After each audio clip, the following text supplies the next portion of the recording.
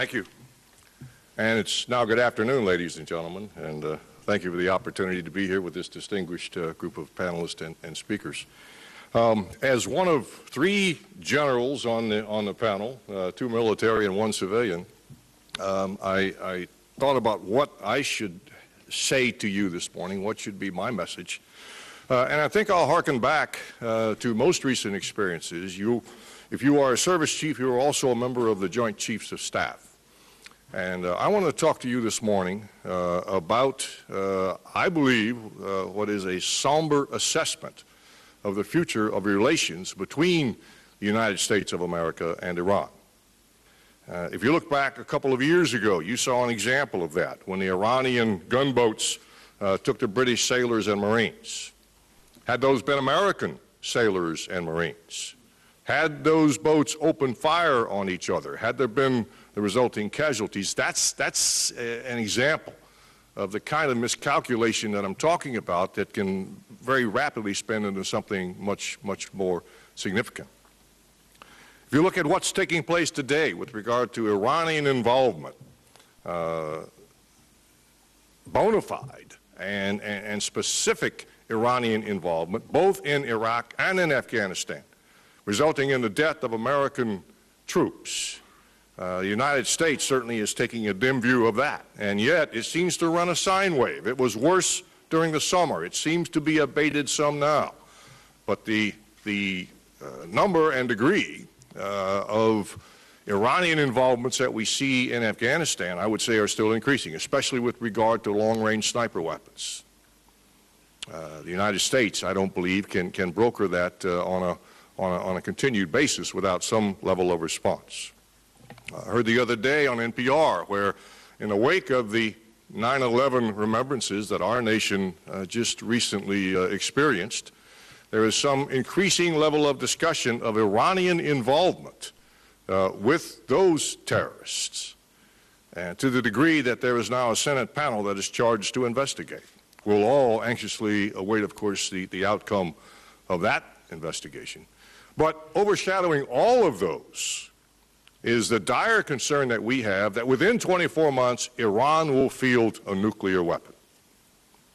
Just recently, the president of the IAEA has said that he believes that's exactly the intent of the Iranian government. They have gone from a program of enriching uranium by 20% for energy to now a program that strives for 60%, which will give you weapons-grade uranium. The Iranians would say that it's because they need alternate sources of energy. But that's kind of like an Eskimo saying, I want to buy a freezer, okay? You can make do with what you've got.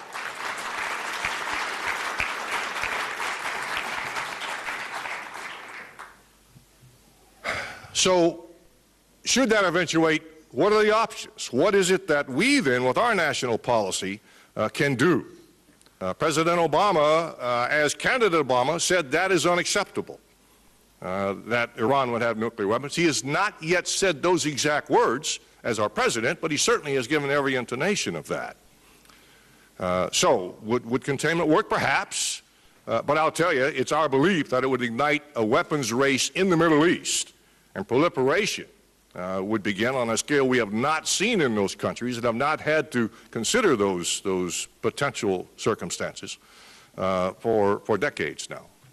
A middle course of action might be to not attack, but strike at those plants, at those centrifuges, and simply take down the capacity. We could do that. But all we would do is delay. You can't stop it. All you can do is postpone it. Aside from all of that, but very much a wild card, is the Israeli response to all of this. You don't need to read far into the news to understand that the Israelis see the development of Iranian nuclear capacity as an existential threat. And they have a history of response when that starts to take shape. And they might or might not ask our permission, and yet we could very easily be drawn into a situation like that. They would be flying American weapons, dropping American-made bombs, defending their country with American missiles, and we would be perceived as assisting, whether or not we really did, I believe, an attack into Iran. And I'm trying to paint for you a picture of a precipice out there that we all are approaching, I think, almost on a week-by-week basis. So, ladies and gentlemen, none of those are good options. This faces us, it's real, but I think my estimate, and I believe it's echoed in the Joint Chiefs of Staff, is that there are no good options with the situation we face. Otherwise, you might have taken one of them already. But there is, and this gets to our discussion today of the MEK and to some degree Camp Ashraf, there is what's called the third option, and that is change from within. And the idea that potentially what the MEK and the folks at Ashraf represent is the way where there can be change, we can avoid conflict, and young men and women don't have to die.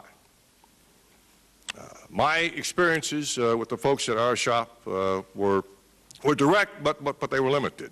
When we, after we secured Baghdad, we had responsibility for some MEK members who lived in a camp to the southwest of where we were located. It wasn't good news that we were going to have terrorists in the middle of our presence trying to do what we were doing at that point. So I sent my operations officer and the battalion commander who was responsible for the area down to talk with these people and determine intent. They came back shaking their heads, saying, these people are not terrorists. They're no more terrorists than the framers of our own Constitution. To be left alone, they get along well with the tribes, and what we do is sort of our business. Later, when I was the Commandant, the Marine Corps assumed responsibility for securing Camp Ashraf.